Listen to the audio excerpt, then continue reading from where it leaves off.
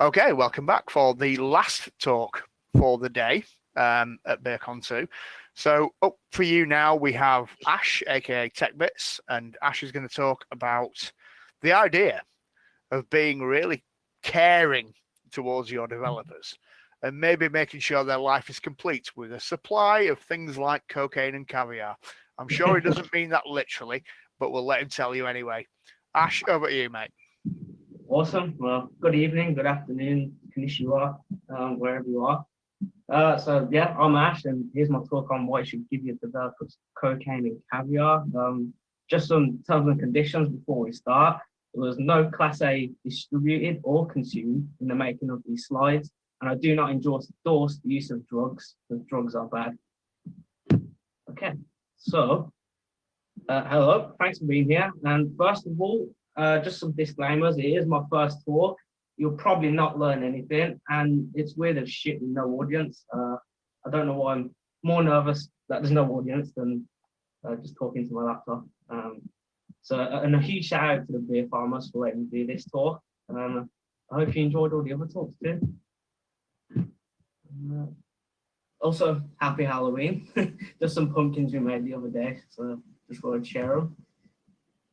And then before we start, so I'm not an expert, I'm not a pro developer. I problem solve and I love doing technology and playing around. I'm not a elite hacker, I'm just out here to learn and explore. And please wait until the end to throw beer bottles and whatever else at me.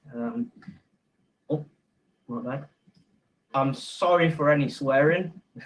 It's just nerves. Okay, so who the fuck is Tech? I'm not sure. So let's see, shall we? So I'm Ash Clam. I'm a fiance to Beth, pet hoarder and infosec analyst by day.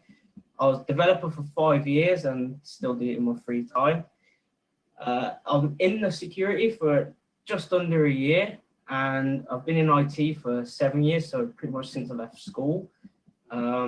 I've started about 476 projects and maybe finished 2 or 3. I break a lot of shit on websites, servers, remote control stuff, computers, networks, but there's a plot twist where I also build some of it. And I help out on the the Cyber Volunteers 19 group. So shout out to the whole team over there. They're all amazing. Cool. And then here's just what I get up to in my free time. Some of the pets that we have, and me riding my donkey. My ugly Chihuahua P. So enough of me. So here's the fun time. And here's the plan of action. So we've done the intro. The shit talking's nearly over. We've got a little bit more shit talking to do. I'll rant a little bit and do some reasoning, and then I'll realize I've produced a completely useless talk for everyone. And then we'll get into some questions afterwards. Okay, so you're wondering why you're here. I wanted to just share my knowledge and help companies from getting owned. That's kind of what we all do out here. And one part of not getting owned is to focus on the engine room behind your apps and websites, which is obviously your developers. And what's one of the biggest assets to most companies? Of course, it'll be their websites. Okay, and the precious developers are almost often left in the basement. And as always, they're the most important asset, but never get the credit. But we don't do stuff for the credit because we just love, we do it for the passion and the love of building websites. Okay, and there's some weird misconceptions in security. So the weird misconceptions are developers don't care about security, and I don't know about you, but I hear it all over the place. So I was convinced myself that developers didn't care about security, even being a developer myself, up until I was getting a little bit more experienced in the development world. So that was in the early days. And I always had people telling me, and still do, that developers do not care about security and don't take it seriously. So do you think that developers don't have to meet aggressive deadlines? They have functional tests to pass. building user-friendly applications, making their applications super duper fast and high quality with object-oriented code, readable for every person on the planet, and the list goes on and on. My point is, developers do care about security, but there is 100,000 other things they need to think about, kind of like with any job. So most of these misconceptions can come from the top down. So you're probably wondering what the fuck I'm talking about. So sometimes it will come from the top down, and it will almost likely come from the managers, non-devs who oversee a development team, and it happens a lot. There's some actions that are probably, well, it's part of my talk, which I'd like to just share my advice. And another disclaimer, it's my completely own opinion from my experience. I'm not an expert, I'm just offering my 2 cents to the subject. Okay.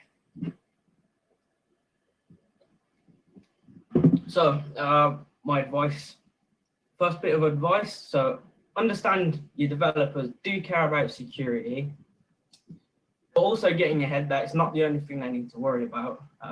It comes back to the boss versus leader debate. I'm not sure if other people have come across it, but drop me a message in the chat for some questions about that.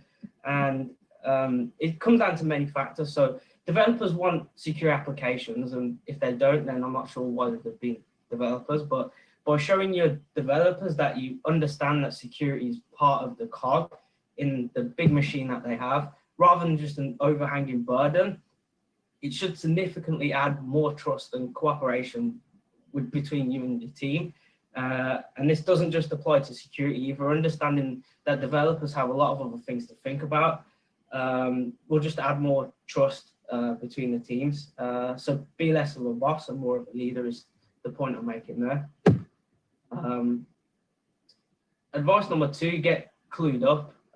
So many managers and leaders of development teams should and must have conversations on how security fits in with their other priorities of developers. So by this, I mean that the developers should be trained to understand security enough to have conversations about security in your applications.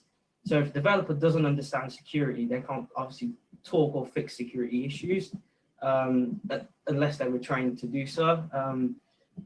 It's also really, really important you do not neglect the security training for yourself and fellow managers if you are one, and leaders of development teams, etc.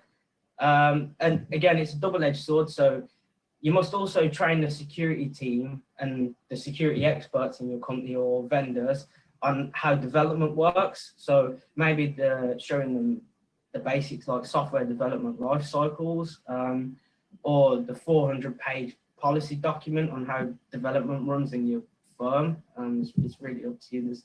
But having the security team educated on how the development works, like pipelines, etc., should also work hand in hand with teaching developers on how security works.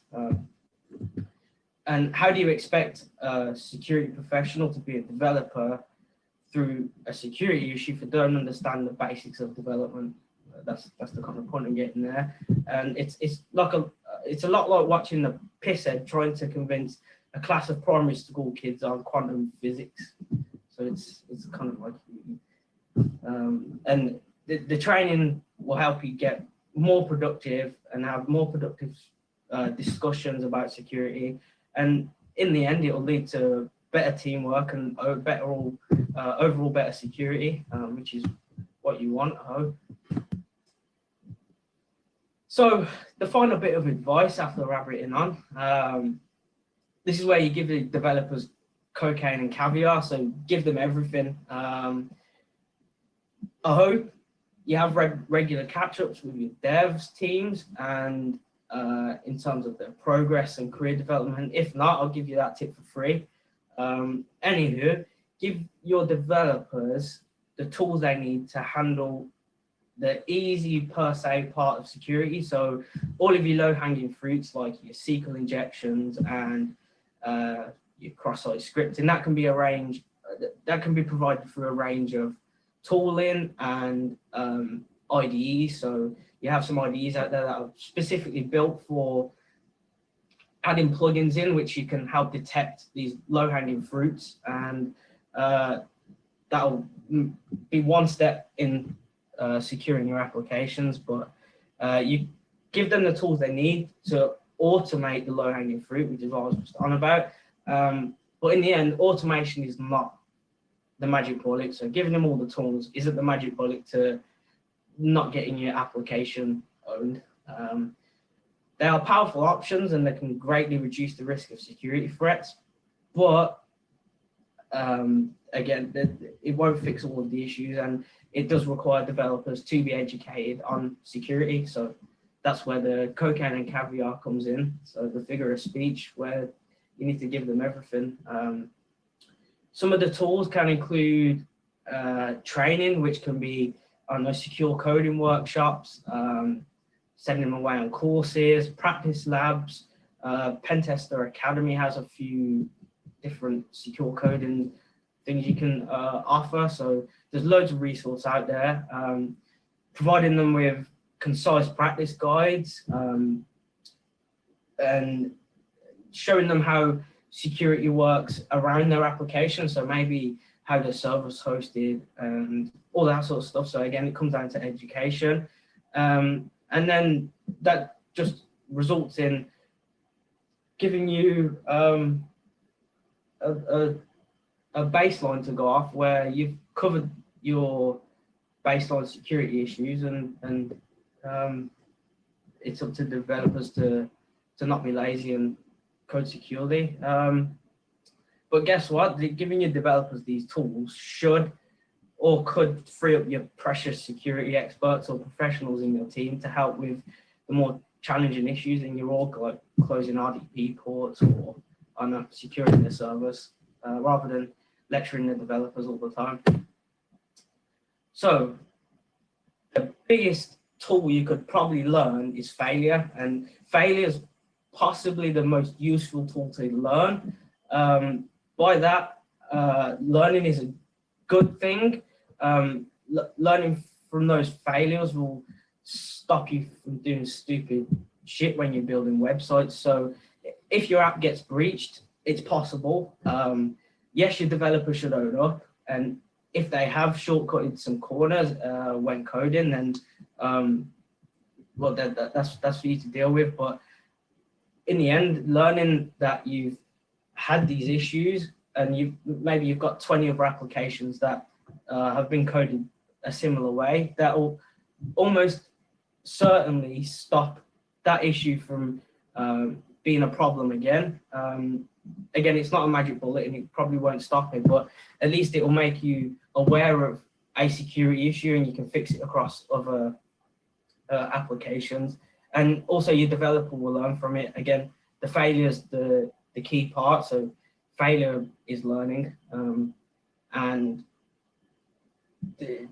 to reduce failure is where the automation of tools come in. So giving them the training courses and the tooling they need. So that should stop the silly coding, but it almost certainly won't. It's just there as a helping or guide.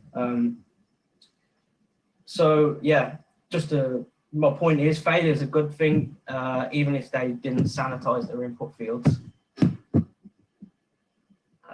So what next? So now I've wasted the last, 20 minutes or so, if that, of your life. The point I wanted to get across was developers do give a shit about security, but they most likely lack the training needed to effectively incorporate security into their developing. When they try to incorporate security into application, they either get the gatekeepers in security punish them for asking why, or they get pushback from managers from maybe saying you shouldn't have done this or you shouldn't have coded a certain component this way. So again, it comes down from the top down, so from your managers and leadership. pushing your developers back. I'd embrace people asking questions, and people being curious is the best thing you can probably have in your team. So, in conclusion, most most app security can be solved through education and educating your developers with a wise usage of tools can give them the knowledge and obviously tools they need to help secure your applications, which is ultimately what you want. So yeah, please give your developers cocaine and caviar on tap. It'll improve your security and the overall relationship within the team. So now the security team and application team can kiss and hold hands while you get your new application built, and everyone can ride it off into the sunset happy. I would love to thank you all for listening to me rabbit on for, I don't know how long I've been talking. And you can connect with me on Twitter with my handle posted there. I'd love to chat to you all, so just drop me a DM. And a huge thanks to the beer farmers for giving me the opportunity. And then last thing is questions. All right, Ash. Yeah, thanks, man. Really appreciate that. Brilliant talk.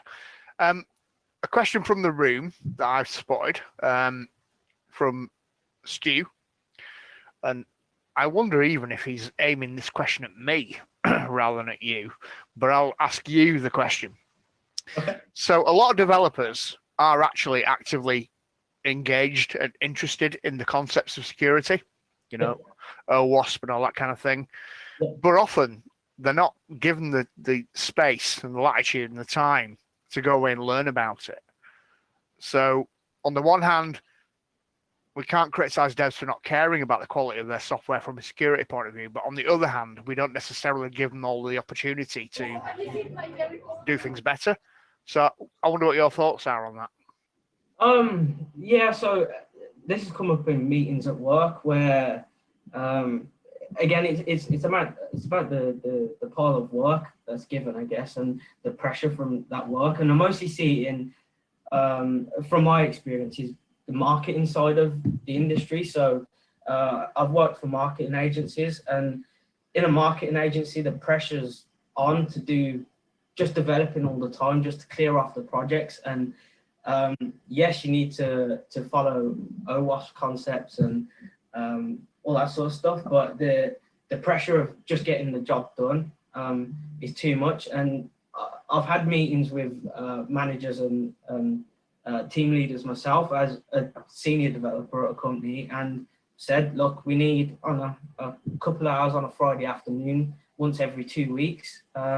Maybe we can build a workshop every week just for a couple of hours at the end of the day, and we can teach these concepts. And that was once I understood security myself, and I seen where it was lacking in the security of the building of applications, if that makes sense. Yeah, makes perfect sense. I guess to your point about management, so what are your thoughts on how a developer that may find a bug, or a security analyst that finds a bug and then speaks to a developer about it, and then between them they agree it's a problem? What are your experiences or thoughts on how you get that information up the chain to get people to actually care about it? So my approach has kind of just been direct. So I'd kind of hurt some people in the process. So I'd bypass the team leader and the manager, and I'd just go straight to the person who is able to make the decision. So if you feel like there's issues with how an app's being developed, or if you feel like something's lacking in the websites, then obviously I'd speak to the team leader about it, and so most of the time that wouldn't really go anywhere. So I'd give it a couple of weeks, and maybe nothing had made progress. So I'd just go straight up to my manager or his boss and pitch it from there. I would have made a few slides and pitched the new idea of implementing X or changing the way we build some component we've developed. All right, fair enough. A question from Gilles. So, what is the coolest thing you broke?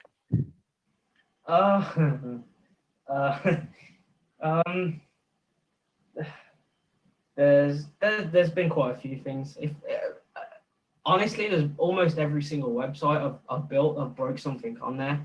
I've probably lost, I think, just over £1 million worth of actual money website, and that wasn't fun. I also caused the ICO to get involved with a website because I left debugging turned on one of the websites, and it was Christmas and no one was in the office, and the database password and username was in that debug file. In the end, it was a good job. We had to whitelist IPs to the database, but yeah, that was my Christmas ruined probably 3 years ago now. No, you live and learn, right? Yes, yeah, I ain't done it since, so. Absolutely. It's key. Does anybody else in the room have a question for Ash? Or yeah, yeah. Sorry, Sean, do you want to go first, or? Oh, you okay. go. No Sean's having a moment. Sean is having a moment. Cool. I just want to say, see the humility and being able to turn around and say, yeah, I broke all this tons of shit here. I did this and I did that. That's awesome, because do you know what? It's a learning episode. I don't trust people that say, yeah, I can do that and I've never made a mistake. Because I'm like, you have, and you just don't want to admit it, or you don't realize you made a mistake, and that's worse. Just a couple of comments on what you put up. Developer for 5 years, security for about a year, IT for 7 years. That broad experience has given you a lot of different outlooks, and I think that's given you this perfect sort of idea and scope to go, this is why it's important to give your developers whatever they want, even if that's cocaine and caviar. yeah no that's what the point I wanted to get across. I've been in plenty of companies where it's the education's lacking, so yeah, it is up to the developer to in my opinion, developers should, when I've interviewed people to hire, one of the first questions I always ask, which is kind of my deciding answer, is, do you do stuff at home? If they don't, then I don't believe that they'd be a great asset to the company. If they, it's kind of like, I'm not sure if it happens in other industries, but if I get the feeling that people do stuff at home, then they'd be able to bring a lot more to the team when they come on board. And again, it doesn't just stop there. So yeah, they should be doing stuff at home, but they also should be given the tools around security. So I don't know, maybe getting them to use Burr when they're making APIs and testing the endpoints, or when they're making a new form, maybe teach them how to use Burr. Yes, it's extra work, but it's steps in order to stop someone else from doing that and finding a hole. It's worked quite well in the past with implementing it with teams. Yes, it's extended the lifetime of a project, or the completion date of a project, but rather than just shipping it out there as fast as possible, I think it's good just to clear off the basics and yeah. I fully agree. Couldn't agree more. Genuinely, just you were like, this is gonna be a shit. No, you're fucking spot on. Everything you've said is spot on. So massive kudos to you for that. Sean, I think you want to jump in. Yeah, I wanted to ask something. So yeah, great talk. So one of the things I've been in this position of trying to do security to developers, and I've seen many companies actually do this, is you will do this training, and it's kind of the training that is probably less painful than, or it's less painful to stick a fork in your eye than do some of the training. So what are your thoughts or some ideas that you had around to make training a bit more engaging, a bit more interesting to developers? So I've I've done a couple of workshops in the past with the team, and the way I approached it the first time was a flop, and no one was really engaged. So I went, and it was just a boring presentation on SQL injection and why you should do X, Y, Z when building forms and securing endpoints and stuff. So I went back to the drawing board, and the next time round in the team meeting, I said, I basically showed them actively what's happening. So I'd build a website that was vulnerable, and I'd just show them, look, this is what it looks like, and from an attacker's point of view. And it got them a lot more engaged, but I feel like it actually taught them something which they could actually take back to, like, they'd actually remember and go, oh, maybe I should filter out apostrophe. I feel like getting them engaged would just be showing them how an attacker would attack a website from my point of view, and maybe doing that over an extended period of time. So in topics, maybe you touch different topics every team meeting or however teams are run. That's just my suggestion, how I'd do it if I was running a team. And educating developers that security is a quality attribute of software. It's equally as important as the software passing unit testing and integration testing, smoke testing, etc., etc. Security is equally as important in the quality of the output, because I would imagine, and I deal with developers every day, that a developer's not going to feel too good about themselves if their feature list is ticked perfectly well, and yet they've got a cross-site scripting vulnerability that completely destroys all of the quality of that software. So I think that's how I package it, is that it's in the front seat of the car of the quality of the software. Yeah, that's my take on it. And I think it's also showing it, demonstrating. It's not like, oh, here's something hypothetically, this may happen. It's actually seen in real life. Like, here it is actually happening, and this is like often how easy it is. I think it's also a really good way of showing it. It's not like some wizardry going on and you need this IQ and that's and all of this kind of thing. I think that helps hit it just home all that more. So awesome. Really. Well, listen, Ash, we really do appreciate your time, and the talk was brilliant. Lots of great feedback, some great questions from people. Thank you very much, mate. For the opportunity. Yeah, superb. We will be back in about 2 minutes' time for our closing address for the day. But again, Ash, much obliged. Thank you very much.